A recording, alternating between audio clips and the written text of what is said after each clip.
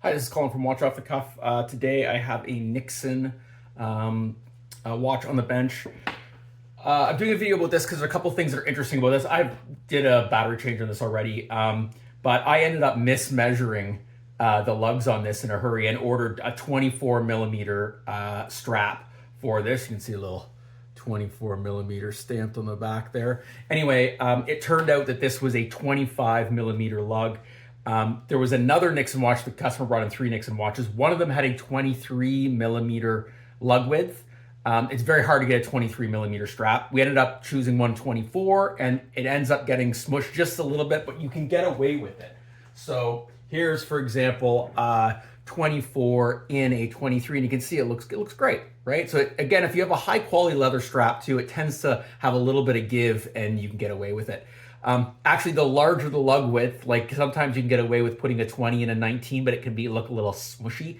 You know, the thing is, if you have more material and we compress it just a little bit over the course of the material, it looks a little bit better. So the larger the lug width, the more kind of like wiggle room you get.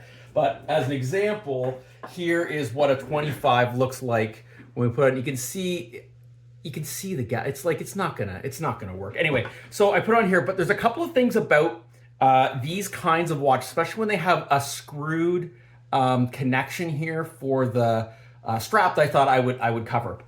So first warning is sometimes with a fashion watch, they'll have screws here, but they don't do anything. So the first thing to do is always check on the inside to make sure that it isn't a spring bar to begin with. You're gonna end up wrenching on these things and they might just be glued in. This has happened to me before. And you're like, oh, wait a minute, I didn't look, this should just be it's just a spring bar, and these are just like faux screws. In this case, this is a real screw. So we're gonna take these out. Taking these out and reinstalling these, there's a little bit of a trick to it, which is why I'm going to show it to you now.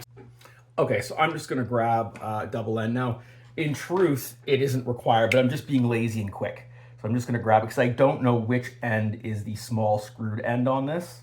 So I'm just gonna pop it out here, and it looks like there it is there. So we've got one of the things out there. I'll just grab a toothpick. I'm just gonna push it through here, and we will get the bolt out of the one side, and we will do the same thing on the other side. Oh, get rid of that. And then I can show you some close-up stuff here and see what it's gonna take to reinstall this thing. So it's this side. So you don't need to have a double edge, two screwdrivers on this. Hypothetically, it's just I was doing it quick and wasn't gonna like try it one side then flip it over. So if it doesn't start to release right away on the one side, then you're on the incorrect side. Only one side actually screws out. So I'm careful doing this exactly so nobody can see it. Anyway, so we'll just pull that out. There's the other bar. And there is the screw. Okay, so first things first, let's get this thing on here. Now what I typically do is I'll grab the bar and I'll just make sure it's a fresh strap. Okay, we got it all the way through there and it's nice and easy.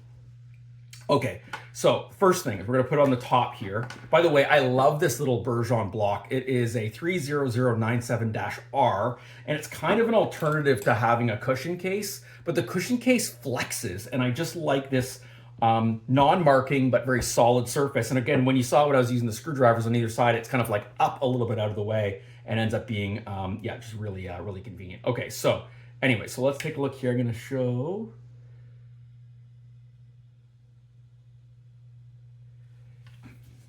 So I'm already breaking my my things here because you can see it's okay. So here you go. So so on the pin, I'm gonna try to put it so you can see it in their things. There is a stud. I'm gonna see whether I can focus this a little bit here. There is a stud that's right there on that. It's just right there. So that we'll have to pull it away a little bit. So there's a small machine groove in this that sits in so that only one side turns. So you have to take a look and say, okay, which side is the groove on? And I can see in here, it's dark, but you can't, there's a little groove here. So now I know that this is going to sit down, and you'll be able to tell what's right because it's gonna, number one, it's gonna sit down and flush, and then it won't turn anymore inside inside the lug. So anyway, so what I'm gonna do, since we're doing this a little bit big, I'm gonna give it a little bit of a push together a little bit. And then I'm going to put the strap in there like this. I'm going to take a look where that mark is, and I'm going to try to line it up as best I can. Try to do this as eloquently as possible here. Just try to find the hole. And I'm just going to take my screwdriver and I'm just going to press it in. I've got to find the other side here. Line it up. Looks like it started there. So you can see here that screw is just sitting up just a little bit. So I'm going to press C and it'll pop down, and now it's sitting nice and flush. And that pin in there only lets it turn back and forth just a little bit. You can see my screwdriver, just that much, as it's a little bit sloppy in that thing. So what we're gonna do now is I'm gonna just take a little bit of Loctite.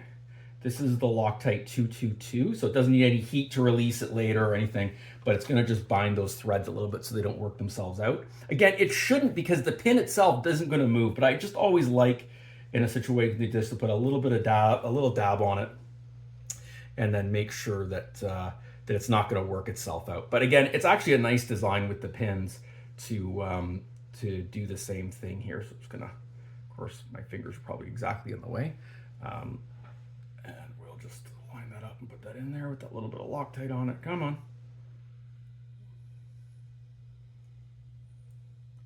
Just one of those days, I guess. Like the easiest possible.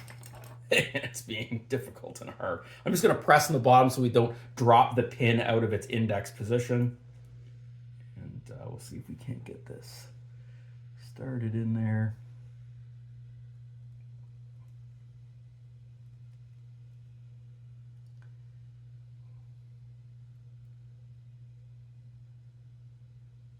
Yeah, there we go.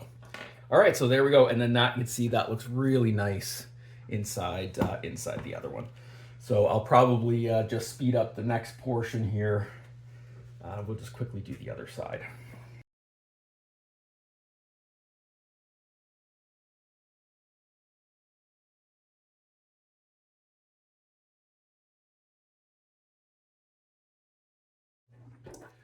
Okay, so there we go. We've got both sides on there.